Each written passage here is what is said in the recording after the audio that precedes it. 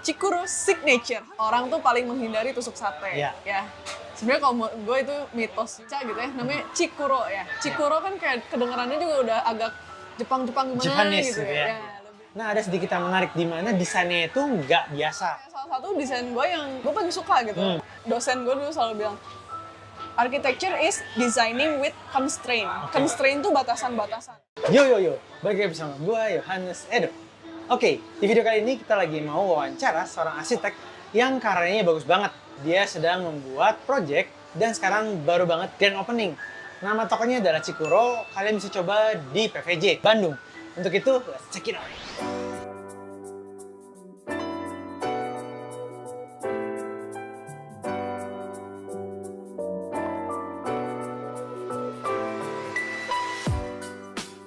Tada! Silahkan memperkenalkan diri. Halo semuanya, nama gue Nepil. Salah ya? Harusnya Vanessa. Harusnya Vanessa. Cuma panggilannya adalah Nepil. Nah, banyaknya yang mengenal dia itu namanya adalah Nepil. Nah, dia adalah seorang arsitek lulusan dari Unpar. Universitas Katolik Parahyangan Bandung. Nah, untuk kali ini kita lagi mau nge-review satu project yang keren banget nih. Namanya adalah Cikuro signature. Harus ada signature ya. Kali ini agak beda sama Cikuro yang lain. Nah, tepatnya di PVJ, yaitu di lantai paling bawah nih. Lantainya yang bareng sama Carrefour. Pertanyaannya yang pertama adalah, kenapa Cikuro itu memilih di PVJ, tepatnya di Tusuk Sate ya? Menurut Nepil kenapa nih? Sebenarnya kan kalau kayak di properti gitu ya, kalau apalagi perumahan, orang tuh paling menghindari tusuk sate. Iya. Ya. Sebenarnya kalau gue itu mitos juga sih, kayak walaupun alasannya feng shui dan apapun itu ya. Karena sebenarnya tusuk sate itu kayak dia kasih muka yang paling jelas gitu. Kalau misalnya dari sirkulasi utama gitu ya, kan dia langsung notok tuh, langsung bray gitu, Ya, paling langsung kelihatan. kelihatan ya. Paling kelihatan sebenarnya. Jadi untuk komersial itu kayak salah satu spot yang paling bagus sih untuk jualan. Betul. Menurut saya juga betul, setahu saya kenapa tusuk sate jelek adalah konon dulu itu kalau ada orang lewat, amit-amit dia itu mabok atau apa gitu ya, nabraknya tusuk sate dulu kan. Blong, ya. Betul. Tapi kalau untuk tempat usaha, tusuk sate adalah salah satu spot paling bagus. Ketika orang jalan, kan fokusnya ke depan, pasti ngeliat tusuk sate dulu nih. Betul. Nah, spot Cikuro ini adalah satu spot yang tusuk sate juga nih. Makanya kalau bisa dilihat, spot untuk kasirnya itu persis tusuk satenya, agak lebih terlihat. Betul. Itu satu poin. Nah, yang kedua nih, tema apa sih yang diambil oleh Vanessa untuk desain dari Cikuro ini sendiri? Nah, kan kalau misalnya baca gitu ya, namanya Cikuro ya. Cikuro kan kayak kedengarannya juga udah agak Jepang-Jepang gimana Japanese gitu gitu ya. ya. Ya, lebih Japanese gitu kan. Jadi emang produknya tuh terinspirasinya dari kayak snack-snack di Jepang gitu. Jadi kayak emang dia Japanese snack lah gitu ya. Jadi ya desainnya ya harus ngikutin kayak gimana sih biar ngegambarin kalau ini tuh agak Japanese gitu. Sebenarnya ini kayak lebih ke arsitektur kayak kafe-kafe modern yang ada di Korea sebenarnya. Kalau Jepang tuh kayak lebih minimalis lagi dari ini. Nah, ada sedikit yang menarik di mana desainnya itu nggak biasa. Yang biasa kan desainnya kotak-kotak. Di sini desainnya adalah lebih membulat. Bukan seperti perut saya membulat ya, tapi desainnya yang banyak main curve nih. Agak setengah melingkar, seperempat melingkar. Nah, inspirasinya dari mana dan kenapa membuat bentuk yang banyak melingkarnya nih? Biar susah. Biar susah, oke. Enggak.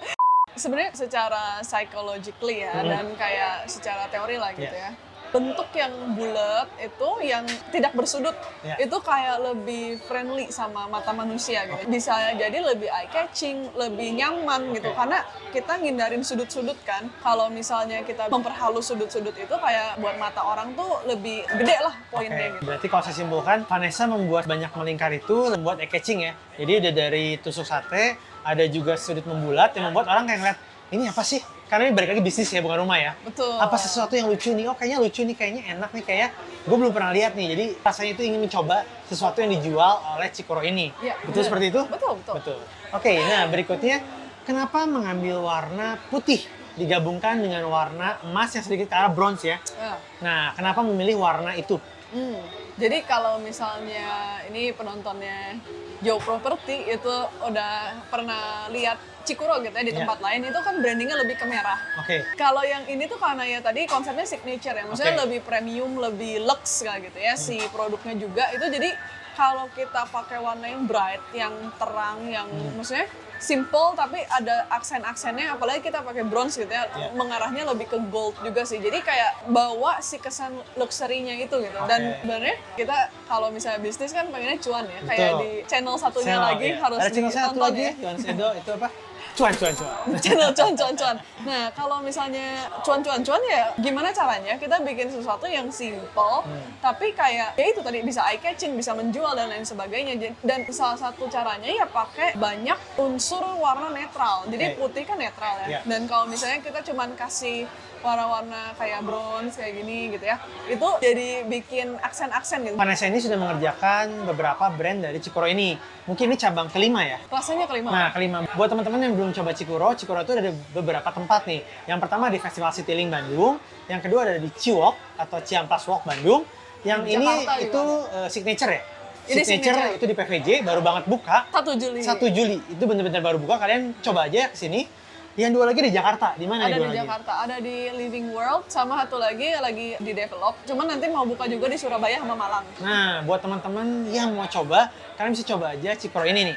Nah, terlepas dari itu, gue penasaran nih. Kan biasanya ada orang yang seneng artworknya ganti-ganti nih, biar membawa unsur baru. Nah, ini Vanessa dipakai oleh ownernya di banyak cabang nih. Nah, apa yang menurut Vanessa membuat ownernya itu tetap setia dengan Vanessa? Karena saya juga setia. Oh iya. Ini menarik ya, pertanyaan yang super menarik.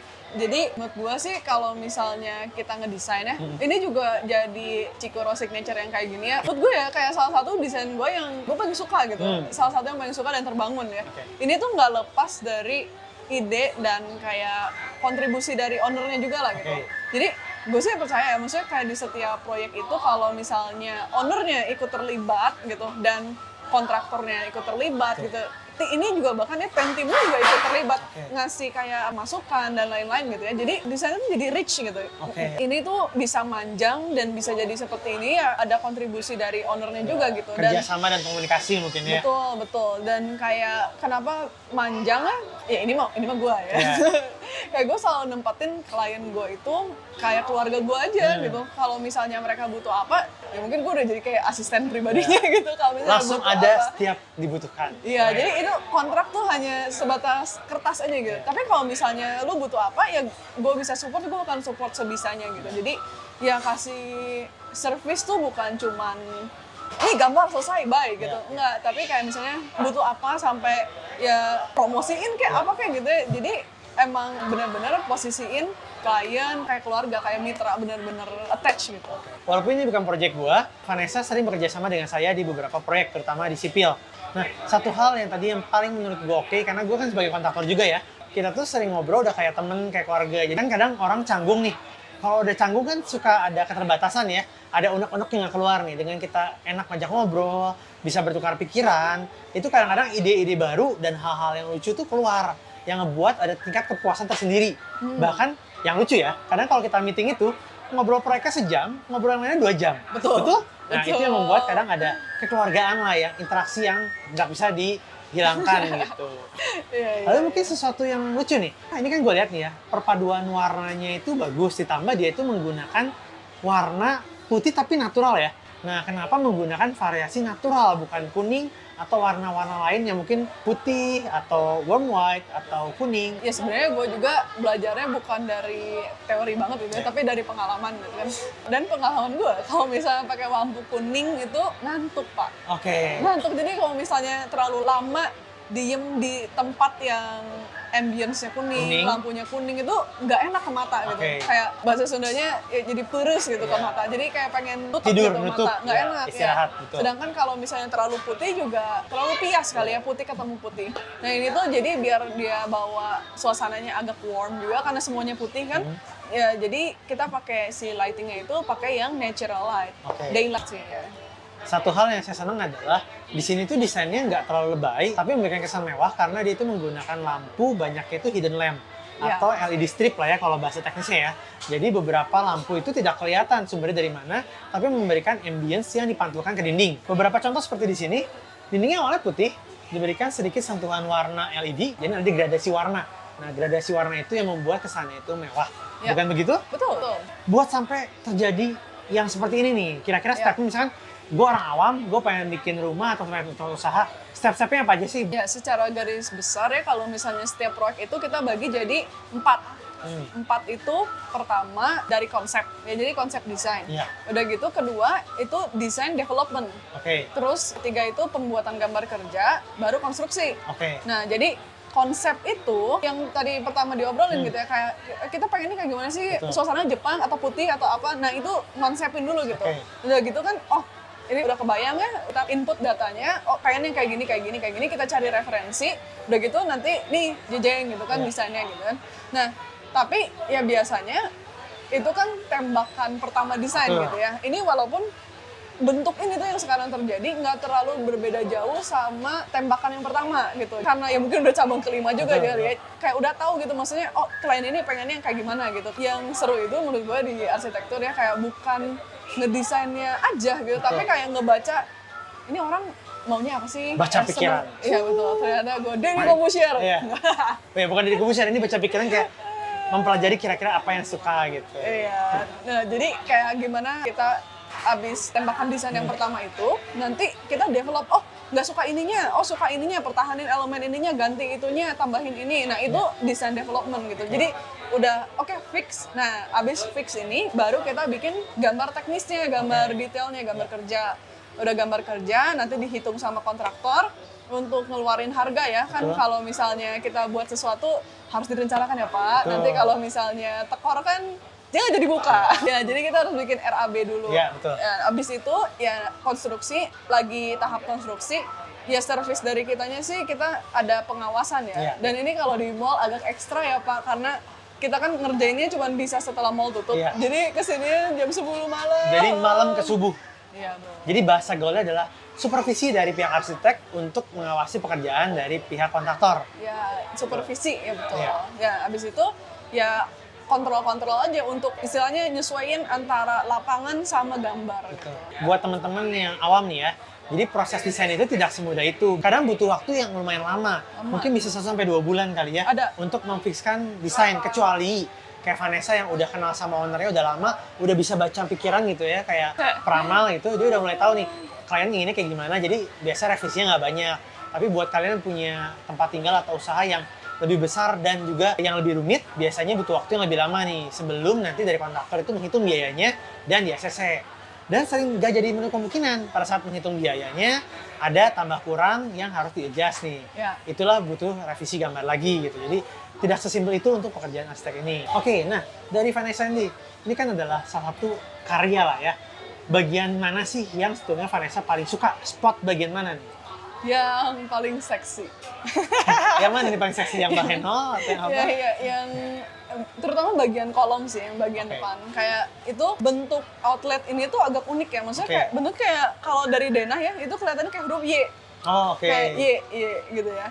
Nah, dan di bagian depan tuh ada, pokoknya bentuknya irregular lah, pokoknya nggak Oke. jelas Bukan banget. kotak ya? Nggak. Ini patah-patah banget lah. Jadi pertama tuh kayak bingung banget, ini apa gitu, kenapa ada legokan gitu kan, bingung. Cuman dicoba-coba gitu ya, terus kayak agak berimajinasi sedikit ya. Ternyata itu jadi spot yang paling lucu gitu. Karena banyak likuk-likuk gitu ya. Dan emang konsepnya kita mau menghaluskan sudut gitu. Justru ketika dihaluskan sudutnya itu tuh malah jadi bentuk yang keren gitu. Oh, berarti karena ada keterbatasan dari ruangan yang didapatkan sama dia diperhalus dengan membuat banyak lakukan. Ya. Dengan banyak lakukan itu malah membuat suatu variasi yang menarik. Ya, menarik, jadi menarik. emang serunya ya kalau di arsitek itu, dosen gue dulu selalu bilang, architecture is designing with constraint. Constraint itu batasan-batasan.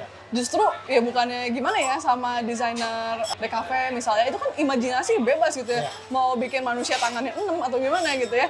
Tapi kalau di arsitek tuh nggak bisa, ada gravitasi, ada ya bentuk lahan, ada macam-macam. Justru si batasan-batasan ini yang harus kita pecahin. Jadi kayak puzzle sih sebenarnya, yang itu dipecahin jadi sebuah bentukan desain arsitektur, yang itu yang bikin bagus gitu lah istilahnya. Berarti bisa dibilang dari keterbatasan yang ada, itulah tugas arsitek untuk membuat menarik tanpa orang mengetahui dan tidak terasa seperti itu tuh sengaja dibuat, bukan sebagai suatu kekurangan.